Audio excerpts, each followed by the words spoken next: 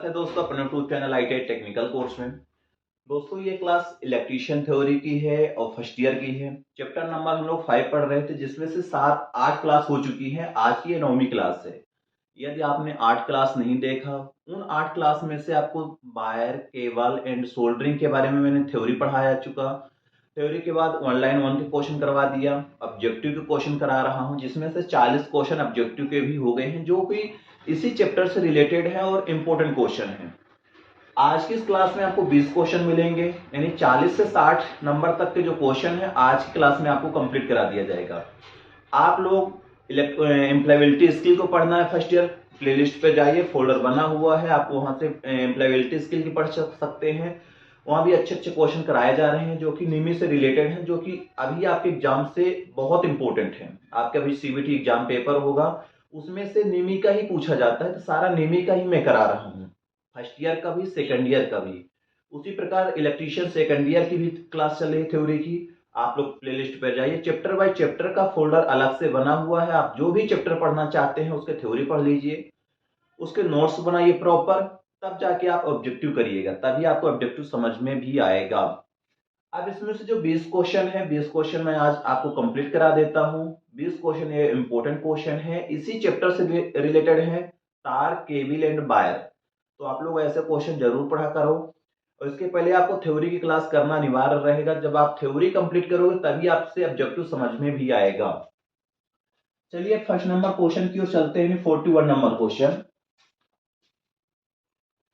ये जो हमारा 41 नंबर क्वेश्चन है, क्वेश्चन ये बोल रहा है इलेक्ट्रीशियन के उपयोग में आने वाले सोल्डरिंग फ्लक्स में कौन सा रसायन उपयोग किया जाता है। अब आप बोलोगे सर फ्लक्स होता क्या है, मैंने बताया था कि हम लोग जब सोल्डरिंग करते हैं तो एक पेस्ट पाउडर के रूप में, पेस्ट के रूप में या पाउडर के रूप में, लिक्विड के रूप में एक डिब्बी में रखते हैं, जिसको बोला जाता है फ्लक्स। मैंने फ्लक्स का उपयोग बताया था, फ्लक्स क्यों लगाते हैं सोल्डरिंग करने से पहले, एक बार और सुन लो। फ्लक्स लगाने से हमारा जो सोल्डर होता है, सोल्डरिंग आयरन, जहाँ पे सोल्डरिंग करते हैं वहां पे जंग से मुक्त कर देता है, ऑक्साइड से मुक्त कर देता है, और फ्लक्स को, सोल्डर को अच्छा फैलाता है, अच्छा वहां पे पकड़ करता है, मजबूत बनाता है। इसलिए हम लोग फ्लक्स का यूज करते हैं। जैसे कि हमारे पास यहाँ पे एक डिब्बी रखी हुई है, इसमें सोल्डरिंग फ्लक्स का ही डिबिया है। इसमें से पूरा सोल्डर फ्लक्स भरा हुआ है। ये पैक हो गई, खुल नहीं रही, नहीं मैं आपको खोल देता, ये सोल्डरिंग फ्लक्स का ही है, ये सोल्डरिंग फ्लक्स ही है, उसकी डिब्बी है। इसी प्रकार पेस्ट या पाउडर के रूप में जो आप यूज करते हो फ्लक्स का, तो इसलिए करते हो क्योंकि आपका जो ज्वाइंट है मजबूत रहे, ऑक्साइड से मुक्त रहे, जंग से मुक्त रहे, और आपका जो शोल्डर होता है, जो ज्वाइंट होता है, मजबूत पकड़े। इसलिए आप लोग फ्लक्स का यूज करते हो। अब क्वेश्चन सुन लो, बोल रहे हैं कि इलेक्ट्रीशियन के उपयोग में आने वाले सोल्डरिंग फ्लक्स में कौन सा रसायन यूज किया जाता है। ऑप्शन ए है जिंक क्लोराइड, ऑप्शन बी है हाइड्रोक्लोरिक एसिड, ऑप्शन सी है अमोनिया रेजिन, ऑप्शन डी है रेजिन। सबको मालूम है जिस हम रासायन का यूज करते हैं उस रासायन का नाम है रेजिन, यानी इसका right answer D number perfect होगा। इलेक्ट्रीशियन, भाई सबको मालूम है इलेक्ट्रीशियन में हम लोग सोल्डरिंग करते हैं, जिसमें से जो फ्लक्स का यूज करते हैं उसका रासायनिक नाम, यानी रासायन क्या होता है, वो जो रासायन होता है रेजिन होता है। मेरे पास जैसे सोल्डरिंग आयरन है, ये सोल्डरिंग आयरन, इसको आप कैया भी बोलते हो, ये सोल्डरिंग आयरन है। जहां पर हमारे पास फ्लक्स है, इस सोल्डरिंग कैया के माध्यम से, सोल्डरिंग आयरन के माध्यम से हम लोग फ्लक्स का, यहाँ पे फ्लक्स यूज करते हैं। कौन सा फ्लक्स, रेजिन नामक पदार्थ होता है इसमें, वही यूज करते हैं इलेक्ट्रीशियन के लिए। इसका right answer D number correct होगा। क्वेश्चन नंबर 42 है। कल की यदि क्लास आप लोग नहीं देखो, जिसको जरूर देखिए, बहुत इंपॉर्टेंट क्वेश्चन थे, उसमें से 20 क्वेश्चन मैंने करा चुका हूं, और एक अच्छे तरीके से कराया हूं ताकि आपको बिल्कुल परफेक्ट समझ में आ जाए। यदि आप थ्योरी पढ़े होगे इस चैप्टर की, तो आपको ऑब्जेक्टिव करने की कोई दिक्कत नहीं, आपको सिर्फ क्वेश्चन को समझना है, ना कि रटना है। रटने की जरूरत क्वेश्चन की अब बिल्कुल खत्म कर दिया मैंने। ठीक, आप लोग सोचते हो कि सर पीडीएफ दे दी, पीडीएफ से मैं पढ़ लूंगा, तो पीडीएफ से कोई नहीं पढ़ पाता, क्योंकि ये सारे क्वेश्चन आप रट नहीं सकते, इसको समझना पड़ता है। सबसे पहले आप यदि समझ जाओगे तो आपको कोई भी दिक्कत नहीं जाएगी, रटने की आवश्यकता कहीं भी नहीं रहेगी। क्वेश्चन नंबर 42 है, सोल्डरिंग आयरन का एलिमेंट किस धातु का बना होता है। यहाँ पर एलिमेंट की बात किया है। एलिमेंट यानी जो सोल्डरिंग आयरन होती है, यहाँ पे जो सोल्डरिंग हमारा आयरन है, इसमें से जो एलिमेंट यानी कॉइल यूज किया गया है, उस मटेरियल का नाम पूछ रहा है। आपके पास ये जो सोल्डरिंग आयरन है, इसमें से एक हीटिंग एलिमेंट कॉइल डाली जाती है। उस हीटिंग एलिमेंट कॉइल का मटेरियल पूछ रहा है। वो जो हीटिंग एलिमेंट कॉइल होती है, वो होती है नाइक्रोम की, यानी right answer B number perfect होगा। समझ में आया कि नहीं आया। बोला कि सोल्डरिंग आयरन का एलिमेंट किस धातु का बना होता है, आपको मटेरियल बताना है। इसमें जो हीटिंग एलिमेंट होती है, जो आपके गर्म करने वाली जो कॉइल लगी होती है, वो नाइक्रोम पदार्थ की बनी होती है। नाइक्रोम क्या है, ये रजिस्टर बहुत उसका उच्च होता है रजिस्टेंस, जिसके कारण जब उसमें से धारा प्रवाह होती है तो वो हीट हो जाती है, जिसके कारण हमारी ये बिट भी गर्म पड़ जाती है, जिसके कारण हम लोग सोल्डरिंग कर पाते हैं। तो इसमें से जो पदार्थ यूज किया गया है हीटिंग एलिमेंट के लिए, वो नाइक्रोम है, ना कि कास्ट आयरन है, ना कि एल्यूमिनियम का बनता, ना था तांबा का बनता। ठीक, इसका right answer B number correct होगा।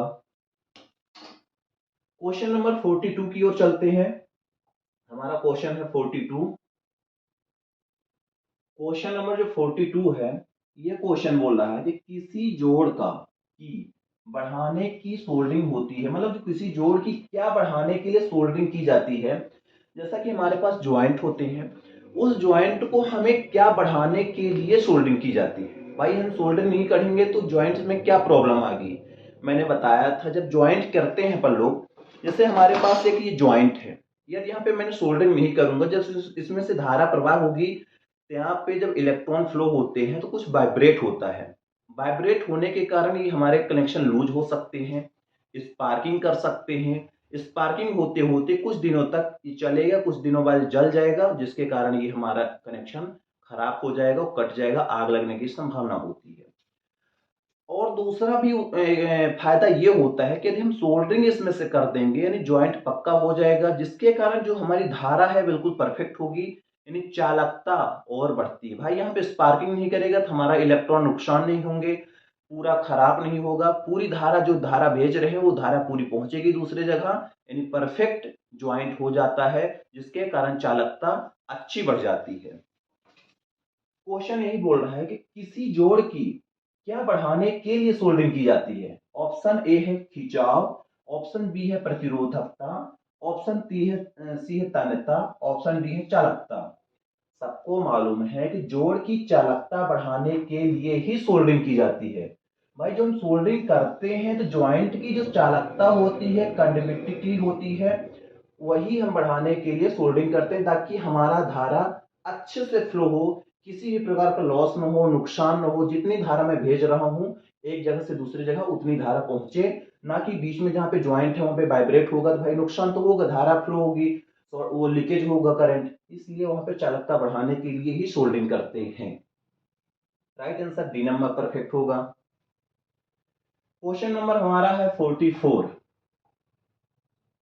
44 है, विद्युत सोल्डरिंग में, विद्युत सोल्डरिंग मतलब होता है इलेक्ट्रिक सोल्डरिंग में प्रयुक्त होने वाले सोल्डर वायर का गलनांक कितना होता है। भाई जब हम लोग इलेक्ट्रिशियन के लिए सोल्डर का यूज करते हैं, उसमें से जो वायर होता है, सोल्डरिंग वायर, आपने देखा होगा पतला सा वायर होता है, वही गलता जाता है, वो सोल्डर हमारा होते जाता है। पूछ रहे कि सोल्डरिंग वायर का मेल्टिंग पॉइंट कितना होता है, गलनांक कितना होता है। ऑप्शन ए है 200 डिग्री, ऑप्शन बी है 600 डिग्री, ऑप्शन सी है 100, ऑप्शन डी है 900 डिग्री। भाई जो हमारा वायर वायर होता है, सोल्डरिंग वायर जिसको बोला जाता है, उसका जो मेल्टिंग पॉइंट होता है, जो गलनांक होता है, मतलब जहां से वो पिघलने लगता है, पिघलता है तभी तो वहां पे वेल्डिंग होती है, तभी तो वहां पे सोल्डरिंग होती है। तो जो गलनांक होता है वो 200 सेंटीग्रेड होता है, यानी 200 सेंटीग्रेड पर वो हमारा वायर पिघलना चालू हो जाता है, गलने लगता है, जिसके कारण हमारा वहां पे ज्वाइंट परफेक्ट हो जाता है। इसका राइट आंसर ये B number A number correct होगा, जो कि 200 सेंटीग्रेड होगा। वही बोला कि विद्युत सोल्डरिंग में प्रयुक्त होने वाले सोल्डर वायर वायर यानी तार का गलनांक कितना होता है, मेल्टिंग पॉइंट कितना होता है, आप बता सकते हो। 200 सेंटीग्रेड सर, 200 सेंटीग्रेड से हमारा जो वायर होता है सोल्डरिंग वायर, वो पिघलने लगता है, गलने लगता है, जिसके कारण हमारा सोल्डर होना चालू हो जाता है। Right answer A number correct होगा। क्वेश्चन नंबर 45 नंबर है। क्वेश्चन 45 है कि निम्न में से नॉन कारोसिव फ्लक्स से संबंधित सत्य कथन बताना है। इनमें से बताना है कि नॉन कारोसिव जो फ्लक्स है उससे संबंधित सत्य कथन कौन सा है। ऑप्शन ए है, इन फ्लक्स में क्षार तथा अम्ल की मात्रा शून्य होती है, यानी जो नॉन कारोसिव फ्लक्स होता है इसमें से अम्ल क्षार बिल्कुल नहीं पाया जाता। ऑप्शन बी है, जैतून काटेल एवं नॉन कारोसिव फ्लक्स है, ये भी सही है। ऑप्शन सी है, ये फ्लक्स धातु पर लगे रहने पर उसे किसी प्रकार की क्षति नहीं पहुंचाते। सही बात यह है, जो ये फ्लक्स होते हैं धातु पर लगे रहने से किसी भी प्रकार के उसमें नुकसान नहीं करते, किसी भी प्रकार की क्षति नहीं करते। यानी इसका जो राइट आंसर होगा डी नंबर, यानी सारा ऑप्शन सही है, सारा कथन इसका सही है। 45 का राइट आंसर डी नंबर होगा। 46 नंबर है क्वेश्चन। कोई पदार्थ, कोई भी मटेरियल की बात कर रहा, कोई भी पदार्थ की बात कर रहा, जिसका उपयोग सोल्डरिंग प्रक्रिया के दौरान, सोल्डरिंग प्रक्रिया के दौरान यानी जब हम सोल्डर करते हैं उस टाइम पे सतह पर ऑक्साइड को बुलाने के लिए होता है, डैश डैश कहलाता है। कोई भी मटेरियल जिसका उपयोग हम लोग सोल्डरिंग करने के लिए करते हैं, चालक की सतह पर, जहां पर हम लोग सोल्डरिंग करते हैं चालक की सतह पर ऑक्साइड को घुलने के लिए होता है, डैश डैश कहलाता है। Option A solder, option B soldering bit, option C brazing agent, option D soldering flux. भाई जो हमारे ऑक्साइड को घुलने के लिए होता है वो होता है सोल्डरिंग फ्लक्स कहलाता है। भाई जहां पे आप सोल्डर करते हो, सोल्डरिंग करते हो, वहां पे जो सतह होती है उसको ऑक्साइड से घुलने के लिए जो करता है वो होता है सोल्डरिंग फ्लक्स। यानी हम सोल्डरिंग फ्लक्स को यूज करके ऑक्साइड को मुक्त करते हैं, ऑक्साइड युक्त बनाते हैं हम अपना ज्वाइंट को। यानी इसका जो राइट आंसर होगा डी नंबर परफेक्ट होगा। क्वेश्चन नंबर 47 है। स्टेनलेस स्टील की सोल्डरिंग हेतु कौन सा फ्लक्स प्रयुक्त होता है। स्टेनलेस स्टील के लिए जो हम फ्लक्स का यूज करते हैं उस फ्लक्स का नाम बताना है। पहला है हाइड्रोक्लोरिक एसिड, दूसरा है जिंक क्लोराइड, तीसरा है अमोनियम क्लोराइड, ये सभी। यानी जो हम लोग स्टेनलेस स्टील की जब सोल्डरिंग करते हैं उस टाइम पे जिस फ्लक्स का यूज करते हैं वो फ्लक्स हाइड्रोक्लोरिक भी हो सकता है, जिंक क्लोराइड हो सकता है, अमोनियम क्लोराइड हो सकता है। ये तीनों सही है इसके। जिंक क्लोराइड का यूज करते हैं, अमोनियम क्लोराइड का, हाइड्रोक्लोरिक एसिड का, ये सब हमारे क्या फ्लक्स हैं। ठीक, इस टाइप्स ऑफ फ्लक्स हैं, इनका हम यूज करते हैं स्टेनलेस स्टील की जब सोल्डरिंग करते हैं। ठीक, तो इसका राइट आंसर लीजिए डी नंबर परफेक्ट होगा। 48 नंबर हमारा क्वेश्चन है। 48 नंबर है कि सोल्डरिंग आयरन का बिट बना होता है। मैंने बताया था जब थ्योरी पढ़ाया था कि सोल्डरिंग जो आयरन होती है उसका जो बिट किस पदार्थ का बना होता है। ऑप्शन ए है पीतल, ऑप्शन बी है तांबा, ऑप्शन सी है लोहा, ऑप्शन डी है एल्युमिनियम।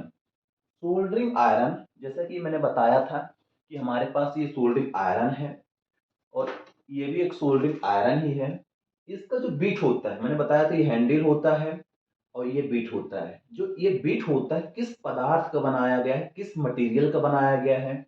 ऑप्शन बोल रहा है ए क्या पीतल का बनाया जाता है, ऑप्शन बी बोल रहा है क्या तांबे का बनाया जाता है, ऑप्शन सी बोल रहा है क्या लोहे का बनाया जाता है, ऑप्शन डी बोल रहा है क्या एल्युमिनियम का बनाया जाता है। तो जो सोल्डरिंग आयरन है इसका जो बिट बनाया जाता है ये कापर का बनाया जाता है, यानी तांबा का बनाया जाता है। यानी तांबा एक मटेरियल होती है, तांबा धातु का बनाया जाता है जिसको बोलते हैं कापर, यानी कापर की बिट बनाई जाती है सोल्डरिंग आयरन की, आप बता सकते हो। हीटिंग एलिमेंट मैंने बताया था नाइक्रोम की बनाई जाती है, हैंडल आपकी लकड़ी या प्लास्टिक की भी हो सकती है, इसको आप बोल सकते हो हैंडल। इसको बोल सकते हो यहाँ से लीड जाती है जो वायरिंग करने के लिए, यहाँ पे हीटिंग नाइक्रोम की कॉइल लगी होती है। ये जो होता है बिट, बिट बनाया जाता है कापर का, यानी तांबा आप बता सकते हो। इसका राइट आंसर लीजिए बी नंबर परफेक्ट हो गया। क्या बी नंबर सही होगा, यानी कापर की बिट बनाई जाती है। बहुत अच्छा है, इंटरव्यू में क्वेश्चन पूछे जाते हैं कि आपकी जो सोल्डरिंग आयरन होती है उसका जो बिट होता है किस पदार्थ का बनाया जाता है, तो आप बता सकते हो सर जो बिट बनाया जाता है कापर का बनाया जाता है, नहीं तांबा का बनाया जाता है। आपसे कोई पूछे सोल्डरिंग आयरन के हीटिंग एलिमेंट किस मटेरियल की बनाई जाती है, आप बता सकते हो सर नाइक्रोम की बनाई जाती है।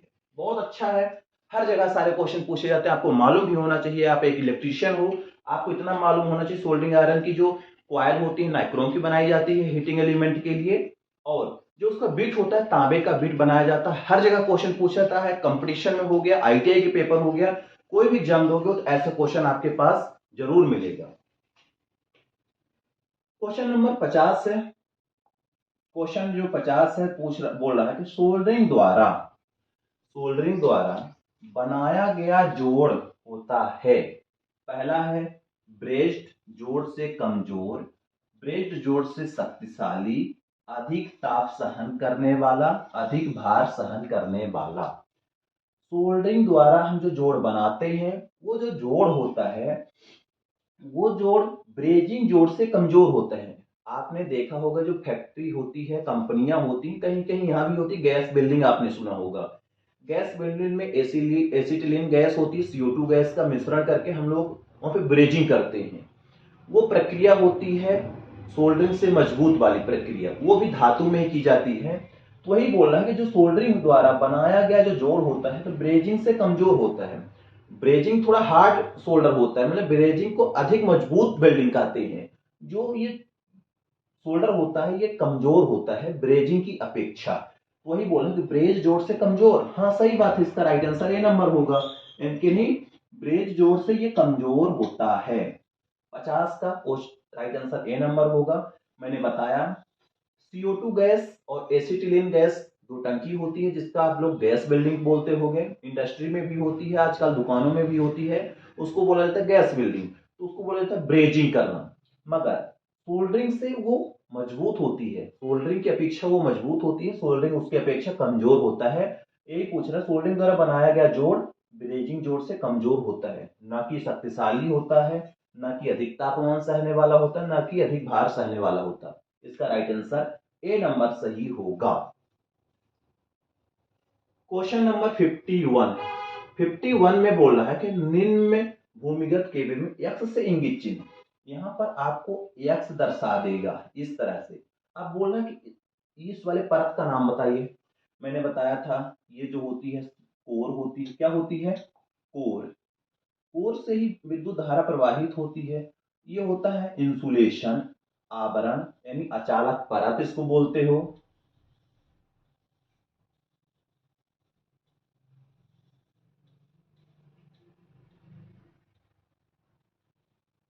ये इंसुलेशन परत हो गई।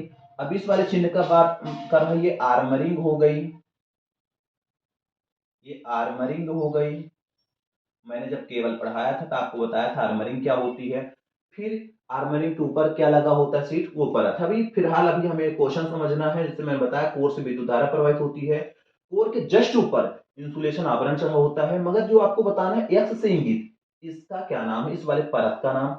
ऑप्शन ए है बेंडिंग, ऑप्शन बी है आर्मरिंग, ऑप्शन सी है लेड सीट, ऑप्शन डी है कागज युक्त परत। तो इसका जो राइट आंसर होगा ए नंबर परफेक्ट होगा।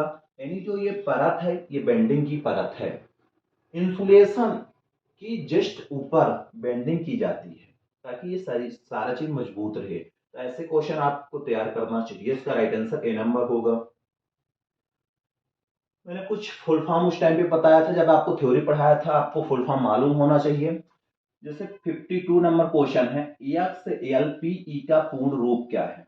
ऑप्शन ए है cross link polyethylene, option B है access line fish earthing, option C है cross linked polyethylene, option D है access linked paper and ebonite. इसका राइट आंसर सी नंबर होगा। इसका जो फुल फॉर्म है क्रॉस लिंक्ड पॉलीएथिलीन, ना कि पॉली, यहाँ पे LAIN लिखा है, LINKED, यहाँ पे डिफरेंस इतना है कि KED लगा दिया है, इसीलिए इसका right answer cross linked polyethylene इसका परफेक्ट आंसर होगा। फुल फॉर्म आप लोग जरूर तैयार करके रखिएगा।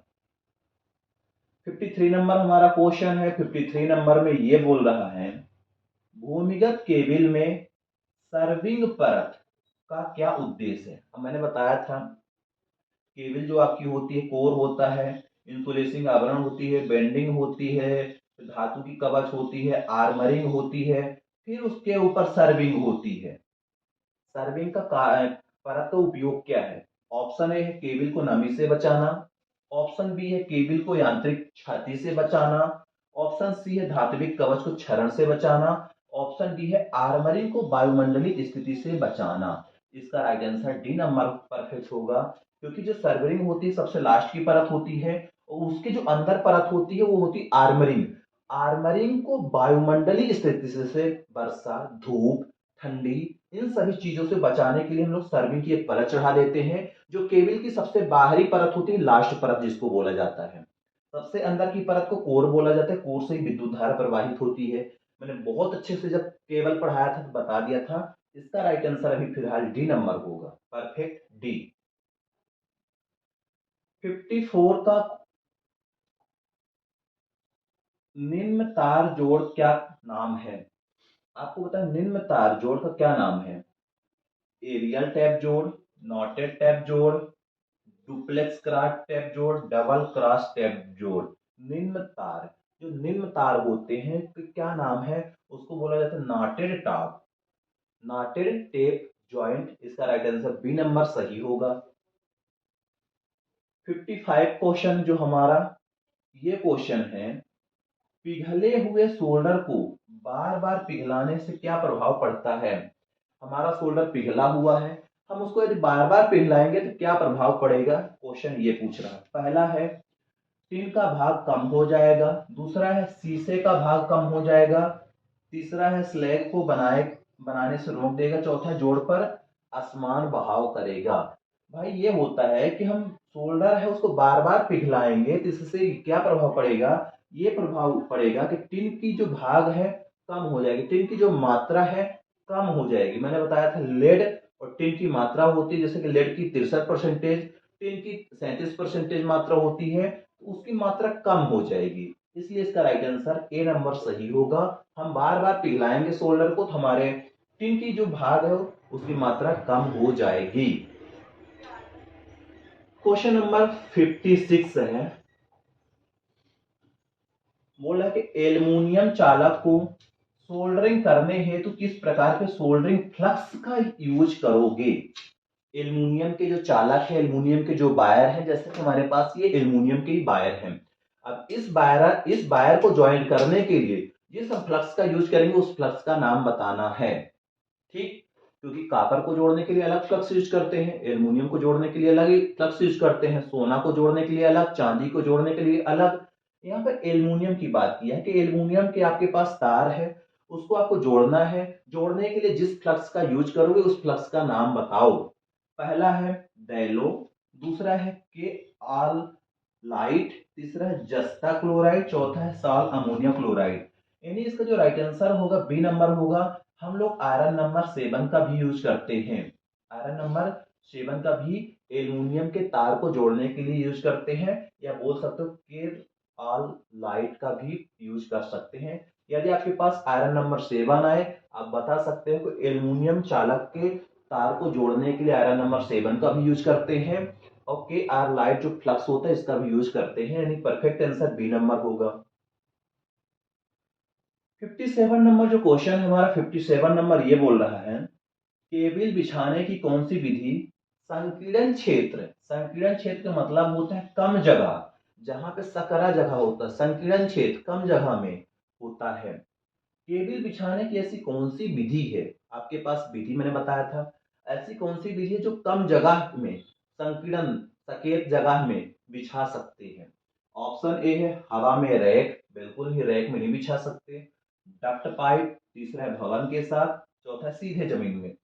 तो जो संकीर्ण जगह होती है, जो कम जगहों में हम लोग केबल डालना चाहते हैं, वो डक्ट पाइप एक विधि है। इस विधि के माध्यम से हम लोग केबल को बिछा सकते हैं कम जगहों पर। परफेक्ट आंसर लीजिए बी नंबर परफेक्ट होगा, डक्ट पाइप इसका।